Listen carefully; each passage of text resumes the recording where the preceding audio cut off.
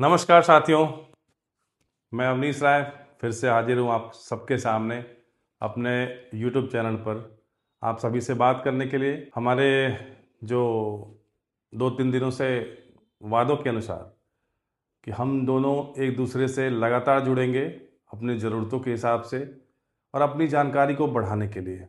इसी क्रम में मैं एक टॉपिक पे आया हूँ आपसे डिस्कस करने।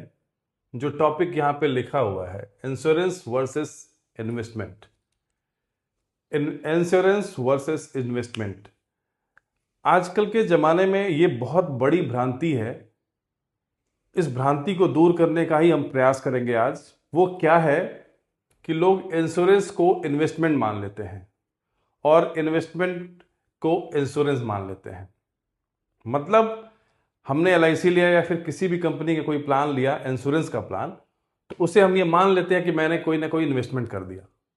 लेकिन ये सत्य नहीं है, ना ही ये तथ्य है, ना ही सत्य है। मैं इसी पे आपसे बात करने के लिए आज आया हूँ। बहुत ही छोटा वीडियो आज बनाना है। हम अगर इंश्योरेंस की बात करें तो वो सिर्फ फाइनेंशियल प्रोटेक्शन होता है, यानी कि जोखिम से सुरक्षा। एग्जाम्पल के तौर पे अगर हम लेते हैं, अगर परिवार में कमाने वाले व्यक्ति के साथ कोई अनहोनी हो गई, मान लीजिए कि परिवार में कोई कमाने वाला एक ही व्यक्ति है, उसी के ऊपर पूरा परिवार निर्भर है, उसी की कमाई के ऊपर निर्भर है, उसके बच्चे निर्भर हैं, उसके माता पिता निर्भर हैं, और उसी के साथ कोई अनहोनी हो गई, तो उसके बाद उसके परिवार का क्या होगा? तो ये होता है जोखिम से सुरक्षा। इसी को बोलते हैं इंश्योरेंस। क्लियर है? दूसरा है इन्वेस्टमेंट। ध्यान से सुनिएगा।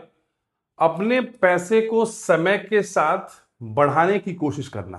अपने पैसे को, जो हम पैसा कहीं भी लगा रहे हैं, किसी भी प्लेटफॉर्म पे अपना पैसा लगा रहे हैं, समय के साथ वो बढ़े, उसका रिटर्न अच्छा हो, जिसे भविष्य के अपने फाइनेंशियल गोल पूरे किए जा सके। हमारा जो फाइनेंशियल गोल होता है, जैसे बच्चों की पढ़ाई हो गया, घर लेना हो गया, या रिटायरमेंट हो गया, या कुछ और आपने अगर सेट कर रखा है अपनी लाइफ में, तो उसके लिए जो इन्वेस्टमेंट हम करते हैं, जो समय के साथ बढ़ता है, वो इन्वेस्टमेंट होता है। ये तो हुआ खास अंतर इन दोनों के बीच में, बहुत ही खास अंतर। अगर इसे बहुत इजी एग्जांपल में, बहुत आसान भाषा में समझा जाए, तो जैसे मान लीजिए आपके परिवार में आपकी इनकम बहुत महत्वपूर्ण है, बहुत इंपॉर्टेंट है, और अचानक वो इनकम बंद हो गई किसी भी वजह से, कि कोई किसी अनहोनी की वजह से नौकरी चली गई, तो आगे चूंकि मेरा परिवार, चाहे आपका परिवार, आपकी इनकम पे निर्भर था और आपकी इनकम बंद हो गई, तो उसके बाद आपके परिवार का क्या होगा? ये सवाल होता है इंश्योरेंस का। ये सवाल इंश्योरेंस का है, मतलब बीमा का है।